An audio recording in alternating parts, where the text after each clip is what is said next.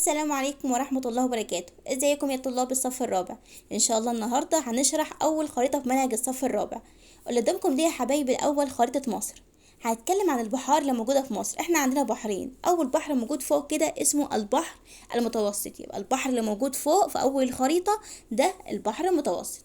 بعد كده البحر التاني وده موجود كده اتجاه الشرق فاسمه البحر الاحمر. اسمه ايه؟ البحر الاحمر. البحر الاحمر ده يا ولاد طالع منه فرعين. الفرع الاولاني اسمه خليج السويس، يبقى اول فرع ده خليج السويس. بعد كده الفرع التاني اللي طلع من البحر الاحمر اسمه خليج العقبة. احنا عندنا فرعين طالعين من البحر الاحمر، خليج السويس وخليج العقبة. في النص كده في منطقة فاضية، دي بقى هنسميها ايه؟ شبه جزيرة سيناء. يبقى المنطقة اللي ما بين الخليج السويس وخليج العقبة دي شبه جزيرة ايه؟ سيناء. شايف بقى الجزء اللي فوق اللي شبه رقم 7 دي دولة فلسطين. بعد كده عندك فرع نازل كده من تحت البحر المتوسط لغاية تحت كده، ده اسمه نهر النيل. يبقى الفرع اللي نازل من اول البحر المتوسط لغاية نهاية الخريطة ده نهر النيل. عندنا في مصر بقى اتنين من الصحراء. صحراء موجودة في الشرق فاسمها ايه؟ الصحراء الشرقية عشان هي في الشرق.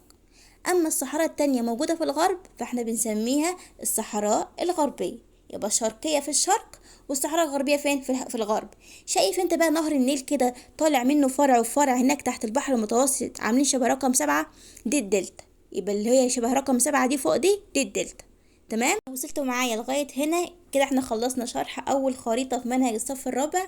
ولو استفدت مني ما تنساش تعمل لايك وتشترك في القناة عشان يوصلك كل جديد، وانتظروني في فيديو جديد. السلام عليكم ورحمة الله وبركاته.